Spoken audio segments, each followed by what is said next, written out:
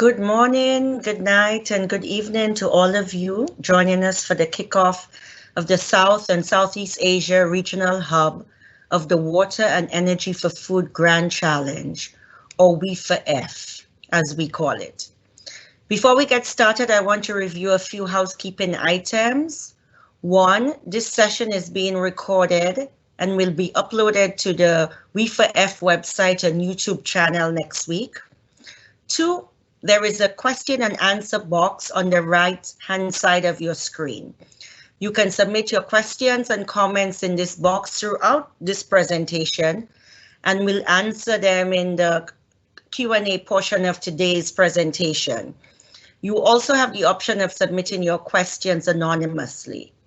In the event that we don't get to all your questions, we will upload detailed responses to any unanswered questions on the WEFA-F website. Finally, this presentation will be in English. To turn on the live captions and subtitles, please select Captions, Subtitles On using the closed caption icon in your video controls. Next slide.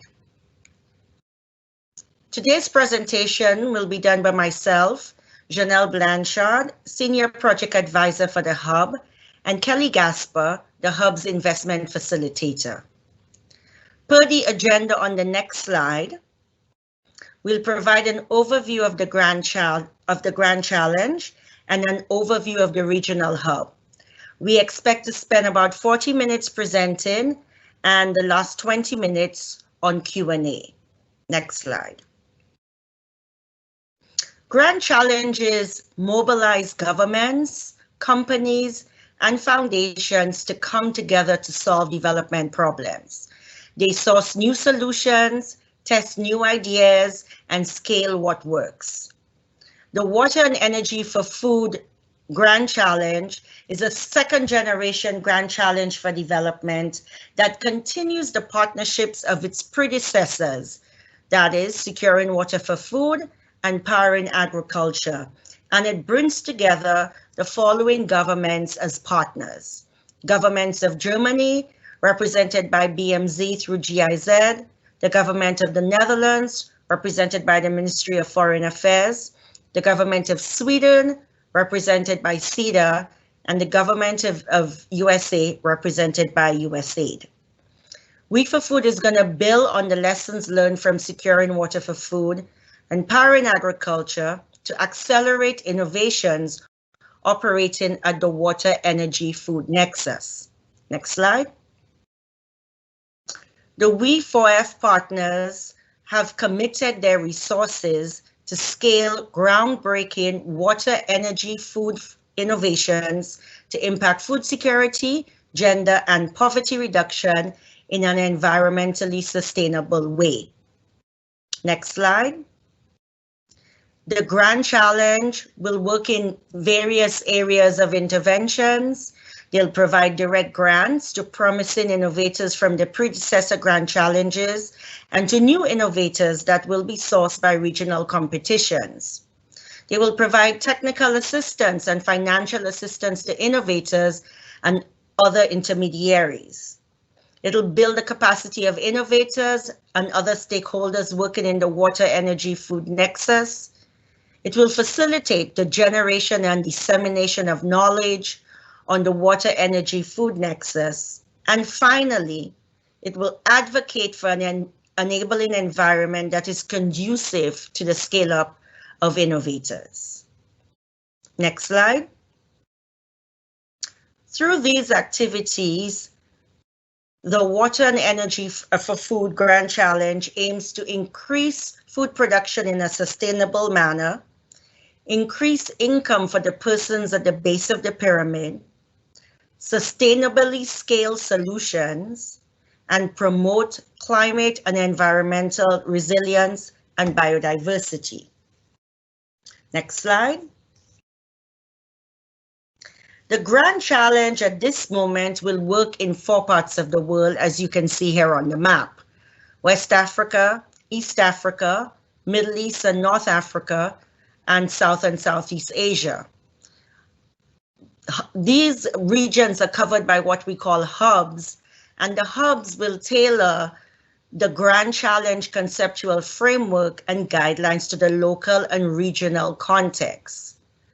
Why? Why is that important? Why a departure from the global nature of the predecessor programs? The local context matters. Successful scaling up requires having a long established local presence, understanding the local enabling environment, and receiving technical assistance that includes the understanding of the local context. Next slide. Now that you've had sort of the larger picture on the Grand Challenge and what it entails at a global scale, we will now delve into the South and Southeast Asia Regional Hub. Next slide. So the hub will really operationalize the water energy for food objectives that I covered previously in 16 countries in South and Southeast Asia. It'll be based in Bangkok, Thailand, and by the end of the Grand Challenge in 2024, we would have aimed, or we would have identified and funded at least 40 innovators working on the nexus in the region. We would have supported those innovators to reach a minimum of 1 million smallholder farmers and other end users, including 250,000 women. We would have increased investment to the innovators by at least 20 million, and we would have integrated the cross-cutting concepts of gender, environmental sustainability, and base of the pyramid in all interventions. Next slide. In terms of the innovators that we are looking to source, support, and scale, they have to be experienced and commercially viable private enterprises. They have to work in at least 2 out of 3 of the Nexus components, so either water and food, energy and food, or water, energy, and food. And they have to be legally registered in at least one of the 16 target countries that I showed you on the map. Finally, and most importantly, they have to align with the Grand Challenge's gender, environmental sustainability, and base of the pyramid impact goals. Next slide. The hub is going to be managed by a consortium of free organizations that was sourced through a competitive procurement process that was managed by USAID. Tetra Tech would be the main implementing partner that will lead the overall grant, as well as the project management unit and the technical assistance unit. We as a company bring over 30 years of experience working in the region, focus on economic growth programs. Additionally, we were the support contractor for the Power in Agriculture Grand Challenge. Another member of the consortium is Cross Boundary, that leads all the investment facilitation and the brokering unit. They bring experience with investment facilitation that has resulted in over 750 million in closed transactions globally. They've also supported multiple landscape analysis for the Grand Challenge in other regions. The final member of the team is DevWorks, that brings strong water energy nexus experience working with enterprises and a strong track record on inclusive business. They will lead the policy and regulation support and the enabling environment unit. On the next slide, you will see how all of this becomes integrated. This is the hub structure to deliver the services that we will present in more detail shortly. We have a project management unit in yellow, which will house the overall management of the hub and ensure that all program level requirements are met. You have the brokering unit in green that's really focused on that 20 million of investment that I mentioned. We have the Technical Assistance Unit in blue that manages the identification, procurement, and deployment of specialized technical assistance to support scaling of the innovations. And in orange, we have an Enabling Environment Unit that executes targeted interventions to address policy and regulatory barriers to innovator growth. In yellow, you will see a male and female icon, and that represents the country coordinators that will serve as country representatives and coordinate the hub's interventions at the country level and serve as the primary interface with innovators and other key stakeholders. We also have a regional advisory board, which will provide legitimacy and sustainability to our call for innovations and will be comprised of experts from the region. The next slide presents the key points of contact that correspond to the various units that I mentioned. The hub manager, who will of course run the overall hub, and the project management unit, a technical assistance facilitator, who is also the base of the pyramid impact specialist, who will manage all the technical assistance and business advisory delivery, an investment facilitator, Kelly Gasper, who I introduced earlier, who will lead the brokering unit, providing the transaction advisory to draw that 20 million in investment, policy and regulatory advisor, who will lead the Enabling Environment Unit, and then the country coordinators that I mentioned, who are the primary national points of contact with innovators and with other stakeholders. At this time, I'll transition to Kelly Gasper, who will detail the innovator services, how we will utilize the cross-cutting strategies, how to work with the hub, and next steps. Kelly? Thanks very much, Janelle. Good morning and good evening, everyone. This is Kelly Gasper. So I want to get into a little bit of detail around the innovator services that are going to be offered. And the first thing that I want to talk about is the grants element. So innovators are going to be selected to participate in the program, and they'll receive technical assistance and investment facilitation. Some may receive grants as well based upon their needs. The first thing that the hub will do is rapidly assess selected innovators for COVID-19 relief grants.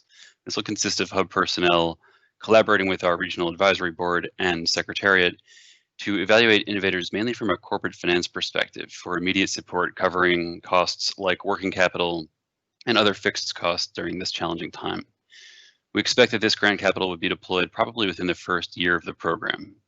What else will the grants be used for, though? The majority of the grant capital we expect would be deployed in years 2 and 3 of the program.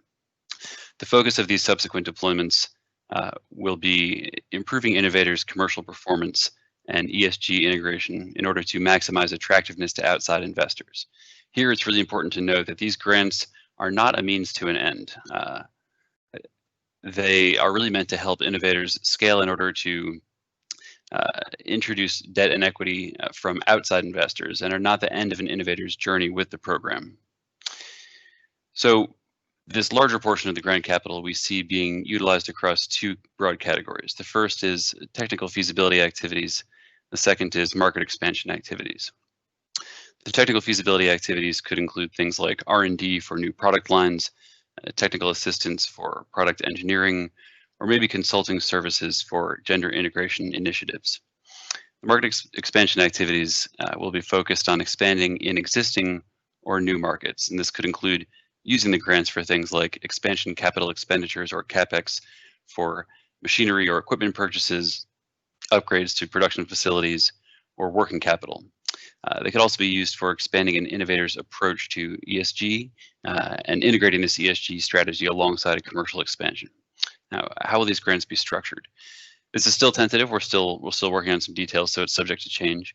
But we're thinking about a few different types of structures. One would be milestone-based grants, where disbursements are contingent upon hitting some performance threshold.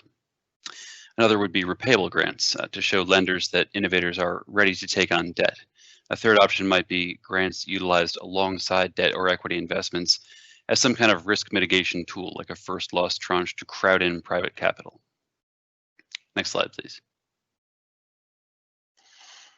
The next area I'd like to discuss in more detail is the Technical Assistance Unit. The objective here is assistance to improve business performance and to make innovators more attractive to private investors. And this means things like improving product quality, market fit, regulatory compliance, and working to fully integrate these important ESG principles that we've discussed into innovators' operations. It could include helping innovators comply with some of the terms of milestone-based grants should the innovators have received such a facility. It's really important to note here with the technical assistance piece that the TA is not one size fits all. It'll be scoped to each innovator's needs and designed in close consultation with the innovators. The result will be a comprehensive, customized business acceleration work plan. Once that work plan is drafted and put in place, the technical assistance will be carried out by a combination of different personnel. The first may be Tier 1 personnel, which would be organic hub staff, people who are full-time members of the hub. This could include individuals from our project management unit, like the Environmental Sustainability Advisor, the Gender Advisor, or the Base of Pyramid Impact Specialist, among others. From the brokering unit, it may include our investment facilitators or end-user financing specialist. We'll also have access to short-term technical assistance surge support in the form of subject matter experts from the implementing companies, Tetra Tech, CrossBoundary, and DevWorks. They won't be full-time hub staff, but they'll be able to offer flexible support and deep technical expertise as needed. Tier 1 could also include the country coordinators. Tier 2 is especially important because these are the professionals that are going to remain within each ecosystem after the program ends. These are local service providers, and they'll be onboarded into a network of pre-qualified vendors in each country or regionally, as the case may be. These will be professionals like accountants and auditors, lawyers, engineers, and agronomists, or other specialized consultants relative to the nexus. These improvements in commercial strength and resilience that we've been discussing are going to be treated as complementary to the incorporation of these themes of gender, environment, and addressing base of pyramid customer segments. The integration of all of these things together will be the key focus of the acceleration work plans that are put together at the outset of each innovator's journey. Next slide, please.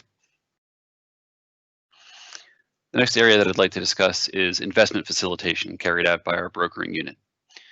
The objective of the brokering unit is to provide full spectrum investment facilitation services to innovators in order to prepare them for interactions with providers of debt or equity capital, and to then guide them through that deal-making process that follows to a successful financial close. This starts with sourcing a diverse range of investors and building and maintaining relationships with these investors and lenders. And we're fortunate to have the excellent work done by IntelliCap, the landscape assessment, to point us in the right direction with these sourcing efforts. We also have the founding partners and other donors networks as well, including DFIs from the respective countries. So we're off to a strong start there, but there certainly will be more relationships to establish. I think it's important to view investment facilitation as a natural continuation of the technical assistance efforts to make innovators investable. And to this end, the brokering unit personnel will liaise frequently in a detailed way with their technical assistance counterparts. The goal here is to monitor and contribute to innovators' progress and to understand how innovators are progressing through the work plan ahead of a handoff to the brokering unit when innovators are ready to sit down with investors. Brokering unit personnel will assist innovators with developing investment materials like financial models, investment memoranda, or other marketing materials, preparing and rehearsing pitches, negotiating deal structures and terms, and planning alongside investors for post-deal expansion and value creation. On the other side of the negotiating table, brokering unit personnel will assist investors with sourcing, screening, and creating a high-quality pipeline, detailed due diligence on the innovators that are of interest, given an investor's specific mandate, and structuring negotiations and post-investment value creation, as I mentioned before. Throughout this entire process, the cross-cutting themes of gender, environment, and base of pyramid impact will be present and incorporated into the work of the brokering unit. For example, we will actively seek out impact-oriented investors with a gender lens or who prioritize environmental stewardship and poverty reduction. A major part of this last point is addressing base of pyramid customer segments at the innovator level through devising and implementing end-user financing plans to help innovators sell their products to customers who otherwise couldn't pay for them. There are a couple different ways to go about this. A few initial ideas we have include designing an in-house financing facility with additional working capital perhaps provided by an investor, assisting credit providers like MFIs, for example, by facilitating a loan from an outside investor into an MFI, specifically with the goal of on-lending that capital to Nexus-relevant base of pyramid populations. A third option might be partnering with firms that offer innovative tech-enabled solutions like mobile money or pay-as-you-go capabilities. Next slide, please.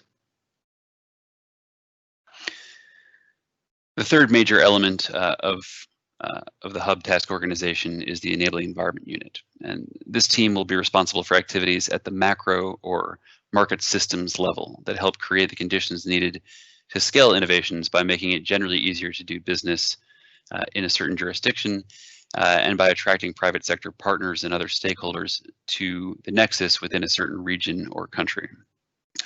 The team will also facilitate smallholder farmer end users access to innovations at a systems level with a focus on base of pyramid customer segments.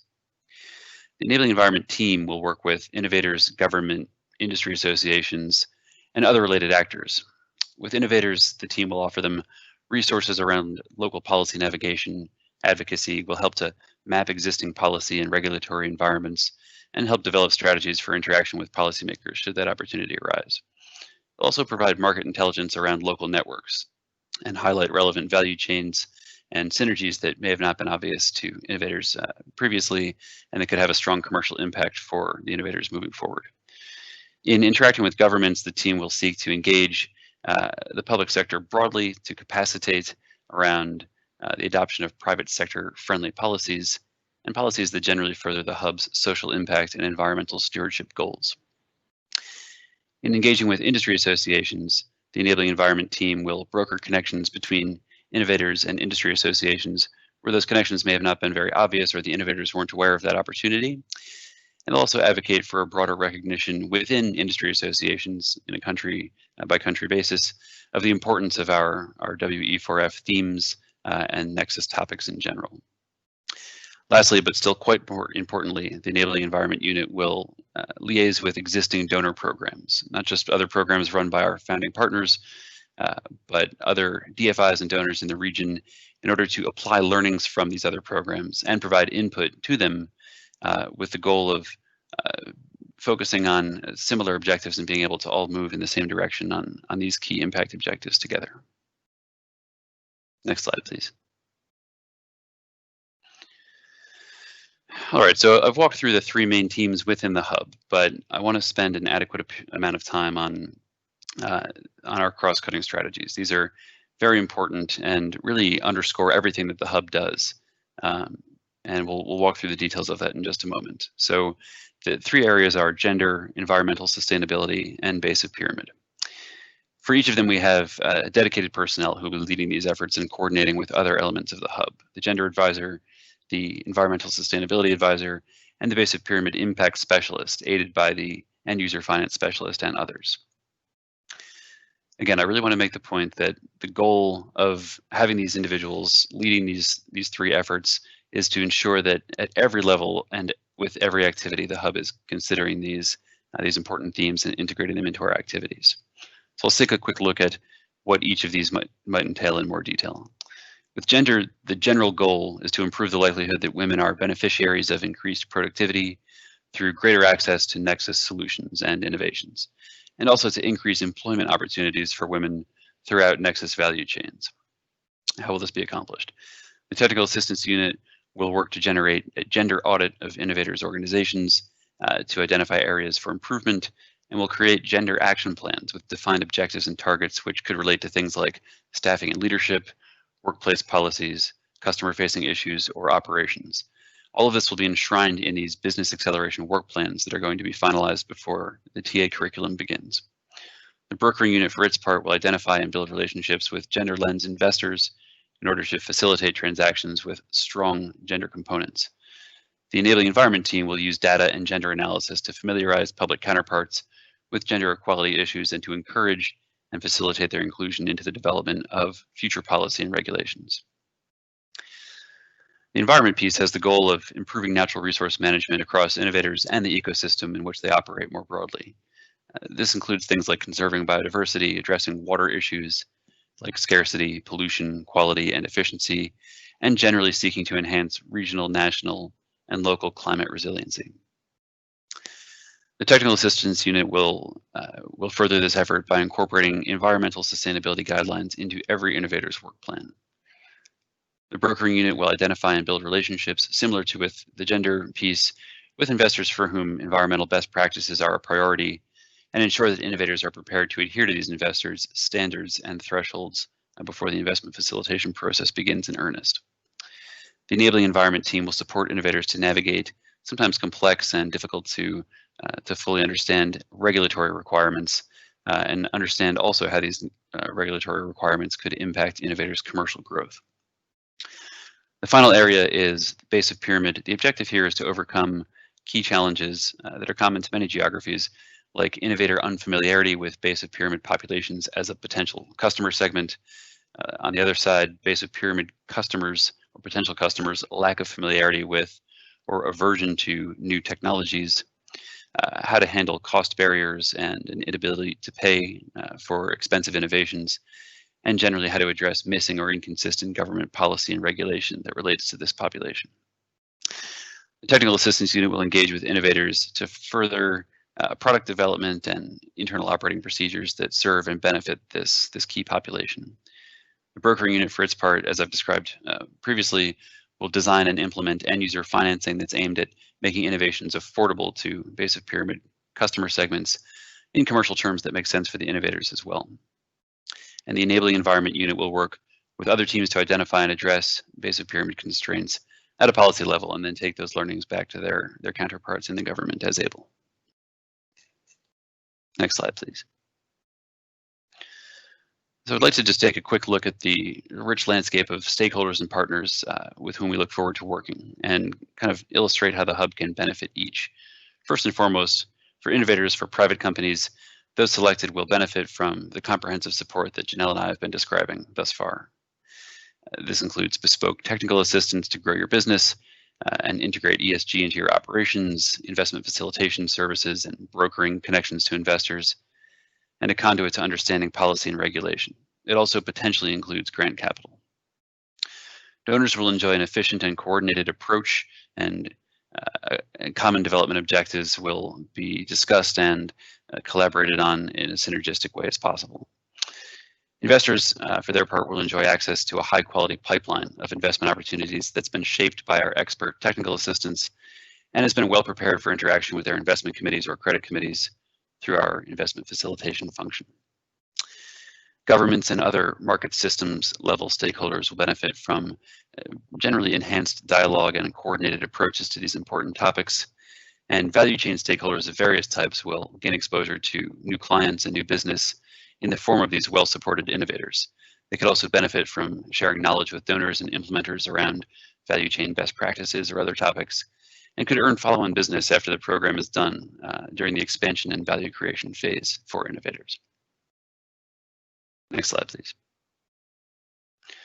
So let's just take a quick look at the next steps here. It's the end of September, and looking forward to the next 2 months or so, we'll be engaging with innovators from precedent programs, SWFF and Powering Ag, and working with them to begin the business acceleration work plan process to bring them into the program.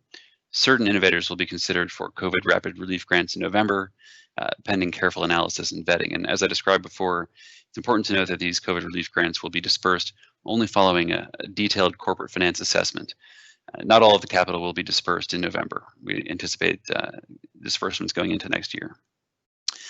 Most importantly, for those on the call who are innovators, for December, if you're interested in participating in the Hub, you should start thinking about how the full suite of services that we've described here today could be transformative for your business, both commercially and from an impact perspective, and how your business plans to scale and grow with the backing of outside capital as a result of this support. For news and updates in the coming months, please do visit our website at the link that appears on the slide, and please do sign up for our newsletter. On behalf of the Hub team, the founding partners, and the program secretariat, I'd like to thank everybody for their attention. We really look forward to working with you in the coming months. We now welcome any questions about what you've heard today or the program in general.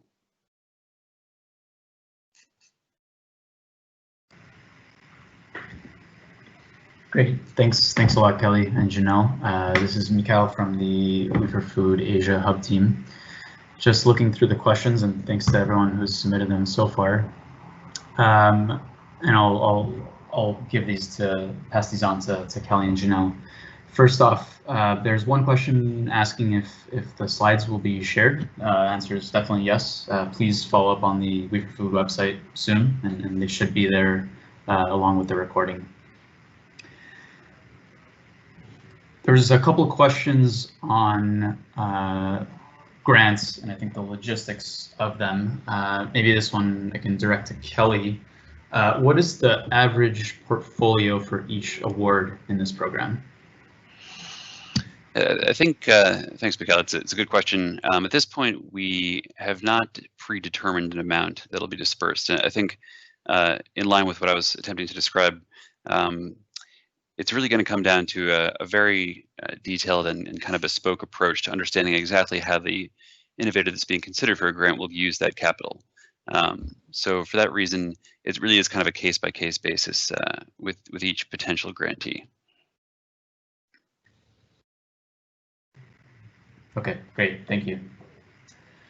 There's also a few questions on types of innovators that the program is looking for. So, for example, I think I'll pass this on to Janelle. There's one question that reads, I noticed that the innovators need to be a private enterprise. Does this mean that a university based in the Netherlands, for example, who wants to spin off its project into a commercial initiative cannot participate, whereas its target market is customers in South and Southeast Asia? Could you answer that, and maybe also please comment on the types of innovators that We for Food is aiming to work with? Certainly. So if we go back to slide 11, the focus of this grant challenge is not on early stage innovation. We really are looking for mature, experienced, and commercially viable private enterprises that have a customer base of a minimum of 5,000 customers. They have to be registered and operating in one of the target countries. So we really are dealing with ongoing businesses that we can help scale, whereas I think some of the earlier programs, the predecessor programs, focused on early stage that wanted to pilot in the field. This is not this program. This program is really focused on enterprises that are operating in the region that already have customers that are looking to scale. So I think that answers the question, Mikhail. Great, thanks, Janelle.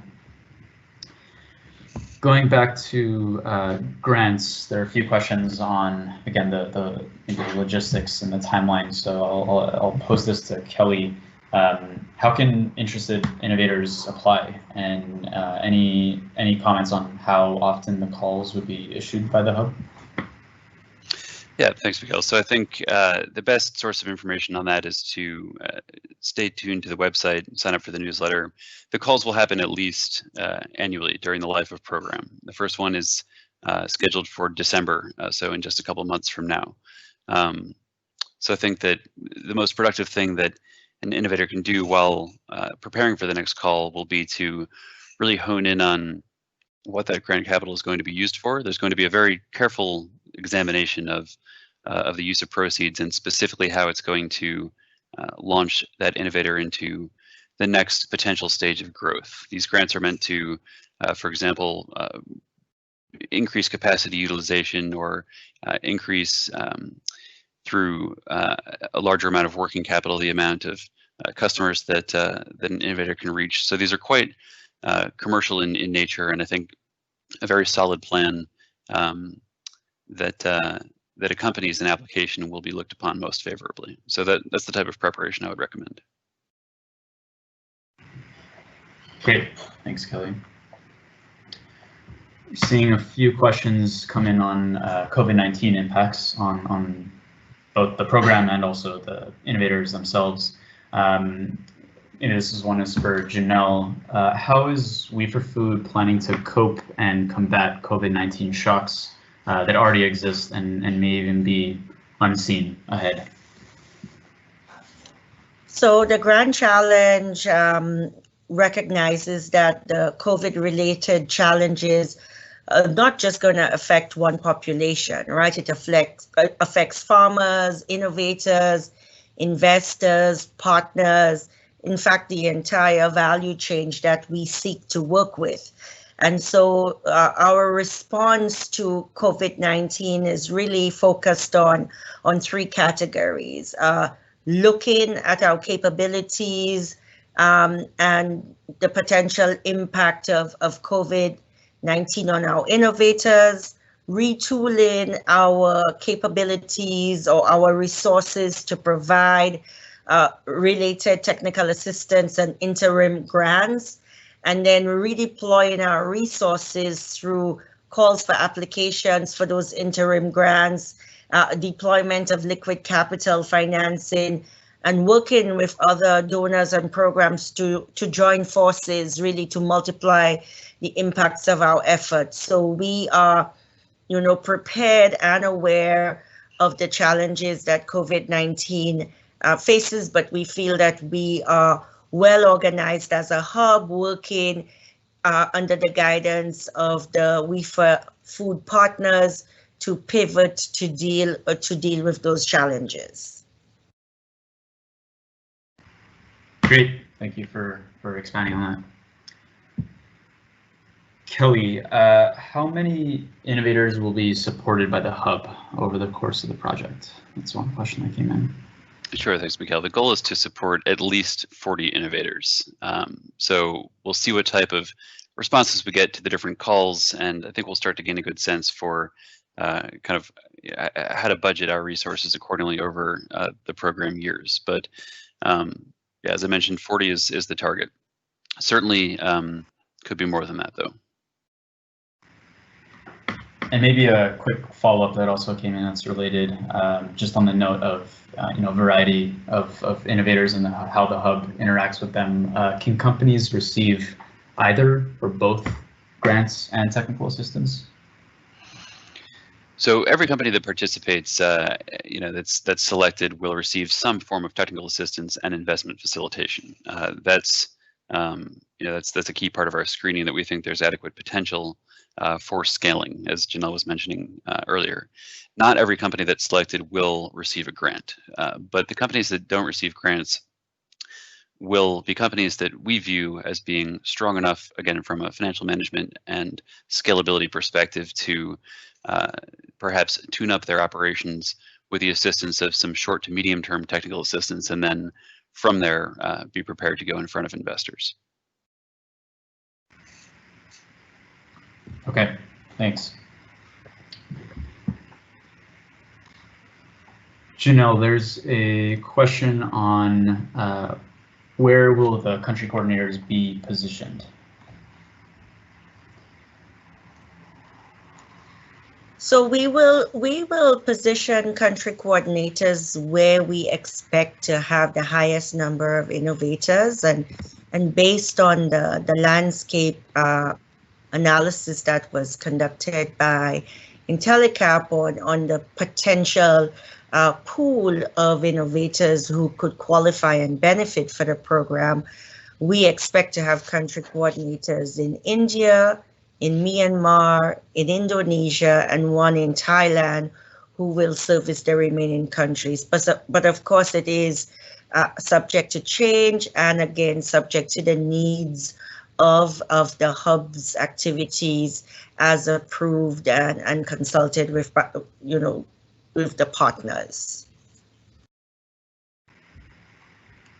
Great, thanks.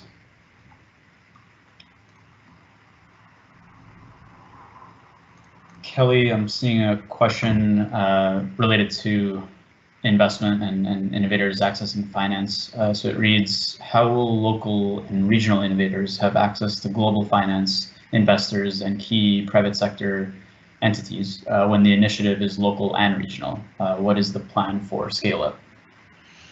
Yeah, I think it's an excellent question. So first off, I'd reiterate that when we're devising an appropriate plan for TA to lead into this investment facilitation piece, we're going to be looking at the appropriate type of capital, so venture capital, equity, or debt perhaps, and we're then going to understand the appropriate landscape to address when we go out to investors. So that could include a combination of impact-oriented equity investors that are international, perhaps with debt from a local bank or a regional commercial bank. So it will vary on a case-by-case basis, and it'll be driven by what makes the most sense from a financing and expansion perspective. That said, we of course benefit from having a lot of great connectivity through the founding partners to international, not just donor organizations, but the DFIs that are also represented by the governments of the donors. I think that that's an excellent source for further international connectivity. And then even just sort of looking through the list of initial investors that we've identified through the IntelliCap landscape assessment, I'm seeing a number of well-known international impact-oriented investors and DFIs, probably 7 or 8 that are certainly ones with whom I've worked before and would be really excited to approach for these types of deals. So I think there's a lot of connectivity in place. Great, thanks.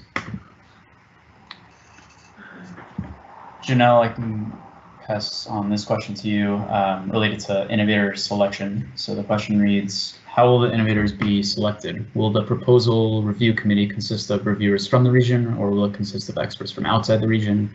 How will the views and interests of people living in the specific context where the initiative will be implemented be included in the proposal review process?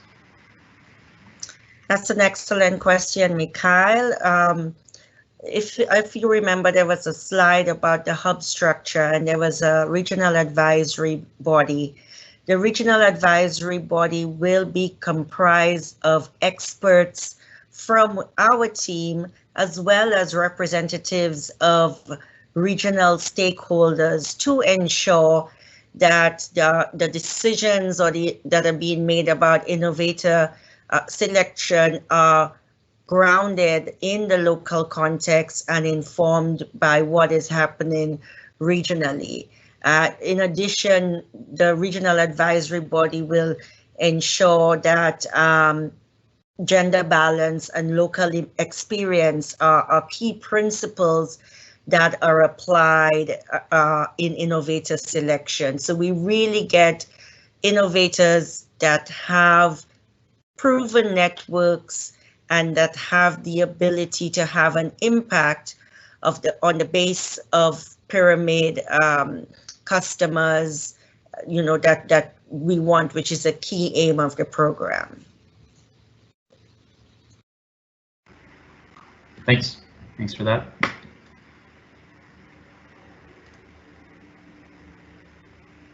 Kelly, another question related on the finance side, and this one specifically related to grants. So question reads, can the loan or grant received be blended with an existing loan or grant facility for a particular investment?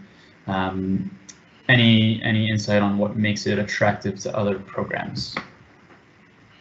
Yeah, I think it's a good question. Thanks, Mikhail. So I think it's fully expected that there would be work in progress expansion plans that the innovators would have, and we expect that there would be existing investment already put towards these projects. So not every innovator is going to come to the hub with just an idea and a vague idea of how they might fund this expansion plan. Again, we expect that some will be works in progress. So in that case, of course, any grant capital or subsequently equity or debt that's raised can and should be put towards that same project. The one thing that we wouldn't want to bring to investors would be an opportunity to do a refinancing. So if you have existing debt and you don't like the terms, or you want to roll it over, the hub would be less enthusiastic about raising new debt just to replace that. I think that's the one piece that I would mention. But yeah, as long as it's being used towards the same expansion project that it meets our various objectives, then I don't see any problem with that. Okay, thanks for clarifying. I'll pass this question to Janelle, more about how the calls for innovations will take place. So the question reads, which channels will the calls go through? Social media and others? Basically, how would the broader innovator community know about the calls? Yeah, the call for proposals will be widely publicized. Of course, we have the newsletter and we have the website. We will use social media. We will also use the existing association networks and programs that exist in the region. By being a hub that is based in the region, staffed largely in part by professionals from the regions who are part of both professional and business associations, we will use these existing channels in addition to social media and the newsletter to market the call for proposals so that it can go as wide as possible. Great, thanks for answering that. Kelly, there's one question on existing investors. So it sounds like an innovator is asking, we have existing investors at the moment. Would they be able to accompany us should we become involved in the program? Yep, thanks, Mikhail. So I think, yeah, the short answer here is definitely. The hub doesn't want to be a kind of siloed program where you're inducted and then you kind of belong to us, so to speak. It's meant to be serving, the goal of commercial expansion so that we can reach as many of the target, end users as possible and have the impact that we want to have. So to that end, I think we'd be quite pragmatic in working with any existing investors, whether it's a closed investment and they're shareholders, or it's an ongoing investment process and they're interested to see how this can their investment process can benefit from the TA and potential for bringing in even more investment capital. Yeah, so I think the short answer is yes, and the longer answer is just that we want to be pragmatic and maximally useful as long as everyone's on the same page about which direction we're pushing in. Okay, great. There's a few questions on We4Food.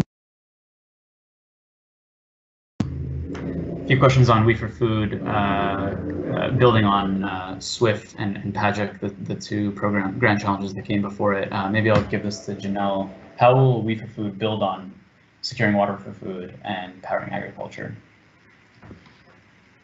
So the lessons learned from the two programs that came out from their end of project performance evaluation actually helped shape the program design for the Water and Energy for Food Grand Challenge. So the fact that there is now a focus on late stage innovators, the fact that we are now using the hub model, which localizes innovator selection and assistance, the monitoring and evaluation requirements, the whole way the program is going to operate, it flows from securing water for food and powering ag, which was really a global program run out of Washington, D.C. Now we are much more focused and focusing at the hub level. And there were several pieces of key studies that came out under both programs, which would be incorporated into our implementation. Great, thanks for clarifying.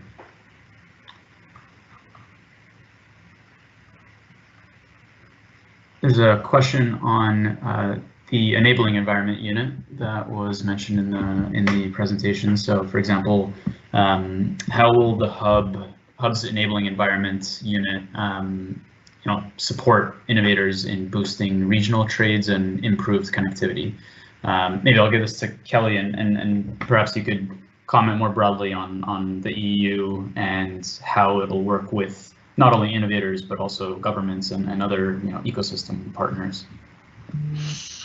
Yeah, I think it's a good question, and it's it's one that invites, a lot of interesting material. I think, as I mentioned at the very, most basic level, the Enabling Environment Unit will look to perform targeted policy advocacy where there's some form of barrier, maybe an outdated tariff regime of some kind or some other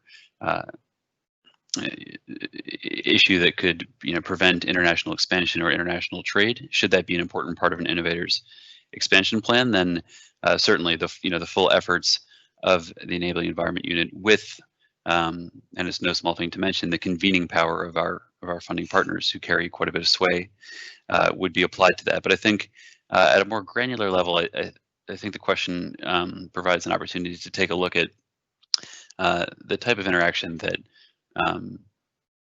that the hub can foment when it's working properly. And what I'm referring to is, us collectively devising a business acceleration work plan and then moving into investment facilitation, understanding that, in some cases there will be barriers, in some cases maybe there will be fewer, and then taking those transactions that kind of prove a point and have what we would call a really strong demonstration effect, prove a point about what's possible commercially or from a connectivity perspective that people hadn't thought was possible.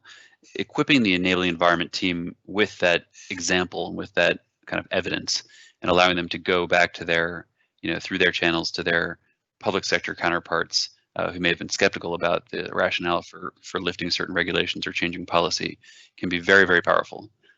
So I think there's a really ample opportunity to do that here. And it's a good illustration of how we can all work together to achieve that. Thanks for that. Janelle, I can give you the next one. So the question reads, why is there a significant emphasis on the cross-cutting topics, gender, environmental sustainability, and base of pyramid impact in Weed for Food? Integration of these topics not only make business sense for the companies, but it aligns with the broader goals of the Grand Challenge, and it is a key commitment from the partners and a condition of their funding. Integration of women in company operations and as a target of consumers can be a key driver of innovator growth, and women as a consumer base are often neglected, even though they're 50% of the population and even higher in some cases when we think of agriculture. So gender poverty, environment, climate, biodiversity, and natural resource governance issues will be fully incorporated into all aspects of the hub, from activity design, innovator screening, to development of the scopes of work, the deals, policy activities, and knowledge product development. I think what we found from the predecessor programs is these elements were sort of done in isolation. Now they are fully integrated into the Grand Challenge as a key condition, for the partners coming together to scale up the innovations, at the same time doing it in such a way that we pay attention to women and men at the base of the pyramid, and we do not create a negative environment impact. Great, thank you, Janelle, for that. Maybe a few more questions as we wind down here. So Kelly, there's a question on grants. Is there a limit on loan or grants on a country basis, maybe from country to country? Are there any limits or differences like that on grants?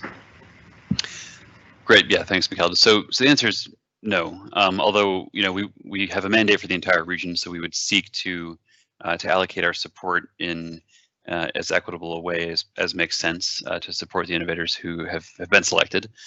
So it's kind of a qualified answer, but No, I mean, the amount of grant dispersed really comes down to, again, the needs of the innovator, and how well both the innovator and the hub have collaborated to understand what the use of proceeds would be.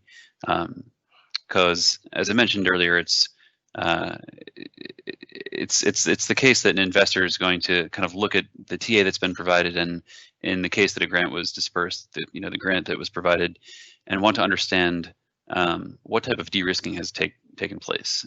Has the grant been used to enable the innovators to do something that they couldn't otherwise do with debt, for example, or maybe they couldn't at the time raise equity, due to a number of reasons. So I think it comes down to the individual scenario a lot more than it would be driven by any kind of macro level caps or directional guidance. Great, thanks for that.